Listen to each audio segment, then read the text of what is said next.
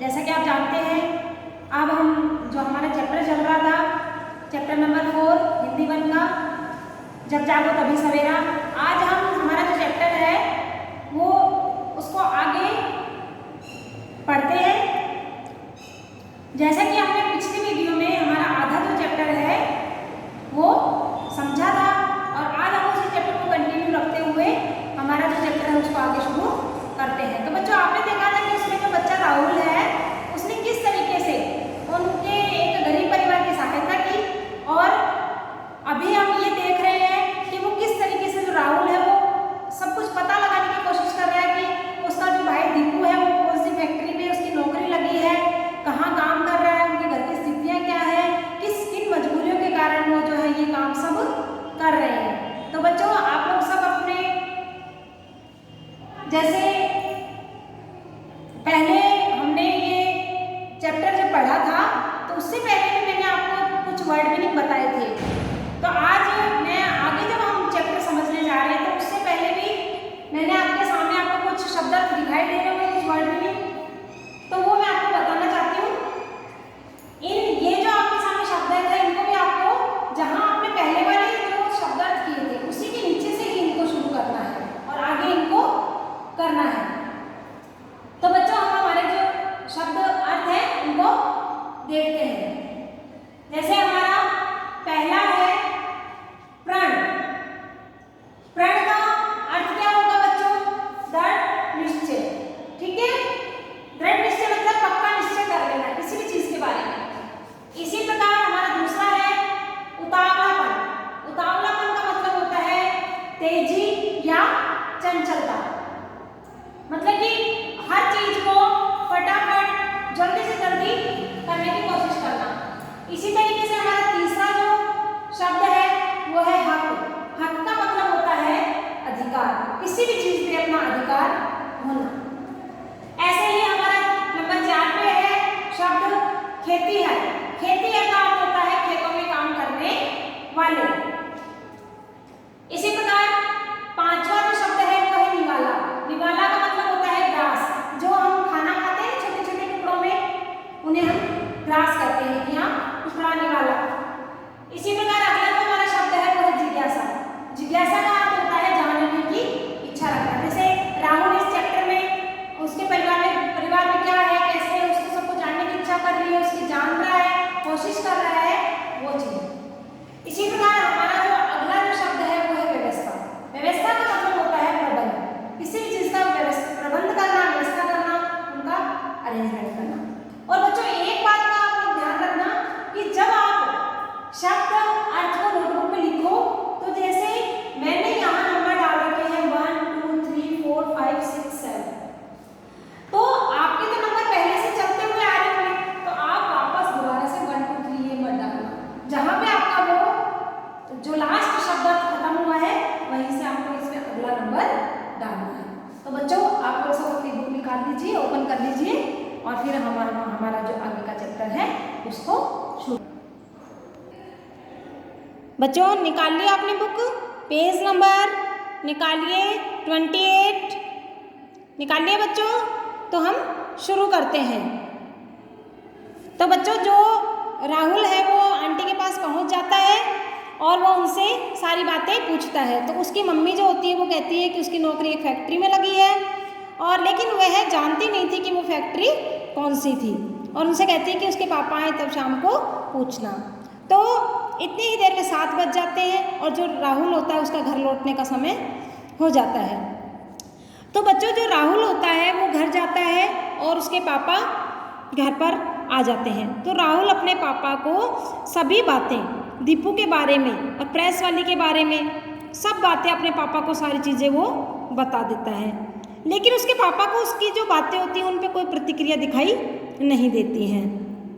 बस उसके पापा हाँ हूँ इस प्रकार बोलते रहते हैं। लेकिन जो राहुल होता है उसका उतावलापन रुकता नहीं है, बार बार उसके बेचैनी होती रहती है और वो कहता है कि पापा आज हमारी जो सिविक्स की जो मैम थी उन्होंने भी हमें चाइल्ड लेबर के बारे में, जो छोटे बच्चे काम करते हैं ना चाइल्ड लेबर, उसके बारे में पढ़ाया था। और हमारी मैम ने भी हमको कहा था कि अगर ऐसे कोई बच्चे अगर आपको मिलते हैं तो आपको उनकी सहायता करनी है। तभी उसी समय जो राहुल की मम्मी होती है वो चाय की ट्रे लेकर आ जाती है और उनके पिताजी को चाय देते हुए कहती है कि क्या कुछ करना चाहिए, कुछ नहीं करना चाहिए, ये बेचारे गरीब लोग हैं, अगर काम नहीं करेंगे तो क्या करेंगे, भीख मांगने से तो अच्छा है ना। और ये सब चोचलेबाजी हमको नहीं करनी है, बाल श्रमिक वगैरह वगैरह ये सब चीज़ें, है ना। तो हम जितना हो सकेगा हम उनकी सहायता करेंगे, लेकिन हमें इन्हें फालतू लफड़ों में नहीं पड़ना है और काम तो करना ही पड़ेगा। इसी तरीके से उसकी मम्मी जो है वो लगातार बोलती चली जाती है और उसके पापा जो होते हैं वो चाय पी रहे होते हैं, लेकिन फिर उसके पापा बीच में ही उसकी मम्मी को टोकते हैं और कहते हैं कि काम तो करना ज़रूरी है, लेकिन उसके साथ खेलना कूदना पढ़ना लिखना भी तो ज़रूरी है। पापा की ये सब बातें सुनकर जो राहुल होता है उसे थोड़ा सा बल मिलता है, थोड़ा साहस मिलता है। वो सोचता है कि मेरी सहायता करने वाला चलो कोई तो है, कोई तो मेरे साथ देगा। तो वो अपने पापा को कहता है कि पापा क्या हमें दीपू और मनीष की सहायता नहीं करनी चाहिए, कि पापा मैं इनके लिए कुछ करना चाहता हूँ। तो उसके पापा कहते हैं कि अच्छा ठीक है, तुम इसके लिए इनके लिए कुछ करना चाहते हो तो चलो ठीक है, तुम ऐसे करना, कल इनके बारे में कि दीपू जो है वो किस फैक्ट्री में काम करने लगा है, तुम उस फैक्ट्री का पता करके आना। तो जो दीपू वो जो राहुल होता है वो कहता है कि ठीक है पापा, मैं पता करके आ जाऊँगा। और रात को बिस्तर पर जैसे शाम हो जाती है, सोने का समय हो जाता है और जो राहुल होता है वो बिस्तर पर लेटा रहता है, लेकिन उसका जो मन होता है उसको चैन नहीं मिलता है। वो बार बार सिर्फ उनके परिवार के बारे में ही सोचता रहता है। वो सोचता है क्या इनके पास टीवी नहीं है, कंप्यूटर नहीं है, कभी ये पिज़्ज़ा नहीं खाते हैं, कभी ये बर्गर नहीं खाते हैं, इनको क्या होटल में जाने का क्या इनको हक नहीं है, क्या इनको फिल्में देखने का हक नहीं है, और इन्होंने कभी भी आज तक कभी स्कूल का मुंह नहीं देखा है। क्या ये बड़े होकर क्या इनका बचपन ऐसे ही चला जाएगा, और क्या ये, और इस तरीके से सोचते सोचते उसे नींद आ जाती है। और जब वो सुबह उठता है तो तैयार होकर स्कूल चला जाता है। और जब दोपहर में वो घर लौटता है बच्चों, तो फिर वो माँ से प्रेस के कपड़े लेकर और प्रेस वाली आंटी के पास पहुँच जाता है और अपनी जिज्ञासा को शांत करने के लिए वो उसकी मम्मी, जो दीपू की मम्मी होती है ना, उससे सारे सवाल पूछने लग जाता है। और जो उसकी मम्मी बताती है कि उसकी जो दोनों बेटियां हैं वो घर का खर्चा चलाने के लिए लोगों के घरों में झाड़ू पोछा करती हैं, और जो दीपू है वो शाहदरा में एक पॉलीथीन बैग बनाने की फैक्ट्री है, उसमें उसकी नौकरी लगी है और उसे 300 रुपये महीने जो है मासिक वेतन मिलेगा। इस तरीके से, और उसकी मम्मी बताती है कि उन्होंने, उनके बच्चों ने कभी भी आज तक स्कूल का मुंह नहीं देखा है, और जो घर का जो ज़रूरी सामान है, रोटी कपड़ा, ये सब जुटाने की वजह से उनको जो है सारा काम दिन भर करना पड़ता है। और अगर वो बच्चे, मान लीजिए वो बच्चे बेचारे अगर काम नहीं करेंगे तो उनका घर का काम जो है वो किस प्रकार चलेगा। और प्रेस वाले की ये सब बातें सुनकर वो घर आ जाता है सोचते सोचते और अपने पापा का इंतज़ार करता है। और जैसे ही उसके पापा जो हैं वो शाम को आते हैं, वो अपने पापा को सारी की सारी बातें बता देता है। और उसके जो पापा हैं वो कहते हैं कि ये जो सब हो रहा है, वो छोटे छोटे बच्चे फैक्ट्रियों में काम कर रहे हैं, उन्हें भेजा जा रहा है, ये सब ठीक नहीं है। और तभी जो माँ होती है वो माँ आकर दोनों को, उसकी जो राहुल की मम्मी होती है वो दोनों को आकर समझाने लगती है। वो कहती है कि देखो वो जैसे जी रहे हैं उनको जीने दो, सबकी अपनी अपनी सीमाएं होती हैं, हम कर भी क्या सकते हैं। मैं हर महीने अपनी पुरानी साड़ी, ब्लाउज, चादर, जूते, आपके और राहुल के छोटे छोटे पुराने कपड़े देती हूँ, कई बार तो पुराने बर्तन, पानी की बोतल, त्योहारों के समय फुलझड़ी, पटाखे, रंग, गुलाल, मिठाई आदि देती रहती हूँ। तो पिताजी ने, जो उसके पापा होते हैं राहुल के, वो उनको चुप कर देते हैं और कहते हैं कि यह कोई बड़ी बात नहीं है, अगर हम उनकी सहायता कर रहे हैं तो ये कोई बड़ी बात नहीं है। बात यह है कि उनकी जीवन शैली कैसी है, क्या उनके बच्चे वो जो छोटी उम्र में काम कर रहे हैं क्या वो सब कुछ सही है, और जो सरकार ने इन बच्चों के लिए अनेक योजनाएं बनाई हैं, क्या उनको इन योजनाओं का पता नहीं लगना चाहिए, क्या वो इस जानकारी के अभाव में प्रेस वाली जैसे और भी बहुत सारे बच्चे हैं, बहुत सारे परिवार हैं जो इन योजनाओं का लाभ नहीं उठा पाते हैं। और हम लोग जो स्वयं को पढ़ा लिखा कहते हैं, हमें इन लोगों की मदद इस प्रकार करनी चाहिए कि ये लोग उन योजनाओं से जुड़कर उनका लाभ उठा सकें।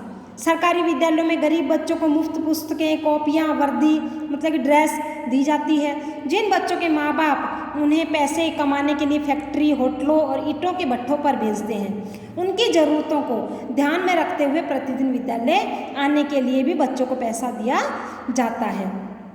और दोपहर के भोजन की बात है तो दोपहर के भोजन के लिए विद्यालयों में मिड डे मील, जो दोपहर के भोजन की व्यवस्था है वो भी स्कूलों में की जाती है।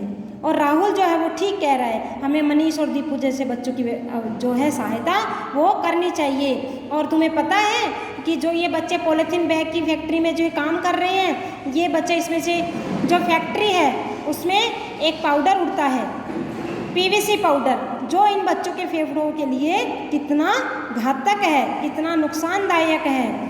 इससे बच्चों में अनेक जानलेवा जो बीमारियां हैं वो पनपती हैं, बच्चों का जो जीवन है वो खतरे में पड़ जाता है। और इसलिए हमारे देश में बाल श्रम कानून और हमारी गली की यह मामूली घटना नहीं है, ये पूरे विश्व स्तर की बहुत बड़ी समस्या है। पूरे विश्व में, तुम जानती हो, पूरे विश्व में 25 करोड़ बाल श्रमिक हैं। हमारे अपने देश में 440 लाख बाल मजदूर हैं। इनमें से 30% खेतीहर हैं, बाल मजदूर हैं, और 30 से 35% कारखानों आदि में 8 से 10 घंटे तक लगातार काम करते हैं। इनके बदले में इन्हें अधिक से अधिक 500 या 600 रुपये महीने दिया जाता है। ये बाल श्रमिक बचपन में ही बूढ़े हो जाते हैं। इन्हें न तो ढंग का भोजन मिलता है और न ही रहने के लिए उचित स्थान। आने वाले समय में ये कमज़ोर, बीमार और अनपढ़ पीढ़ी देश के लिए बहुत बड़ी अव्यवस्था का कारण बनेगी। यह हम सभी भारतवासियों के लिए बड़े शर्म और दुख का विषय है। तो बच्चों, जैसा कि आपने देखा कि राहुल ने सारी बातें प्रेस वाली आंटी के से पता की कि उनका बेटा कहाँ नौकरी लगा है, उनकी बहन क्या करती है, वो घर चलाने के लिए कितनी मुश्किलों का सामना कर रहे हैं। तो बच्चों, क्या आपको भी वास्तव में ये लगता है कि हाँ, ये सब उन बच्चों के साथ गलत हो रहा था, और लगता आपको महसूस होता है? तो इसी तरीके से जो राहुल है उससे भी ये चीज़ महसूस हुई कि नहीं, इन बच्चों को भी हक है खुश रहने का, टीवी देखने का, फिल्म देखने का, कंप्यूटर चलाने का, इधर उधर घूमने का, अच्छे कपड़े पहनने का, अच्छा खाना खाने का। तो उसने अपने पापा की सहायता ली और अपने पापा को सब बातें बताई।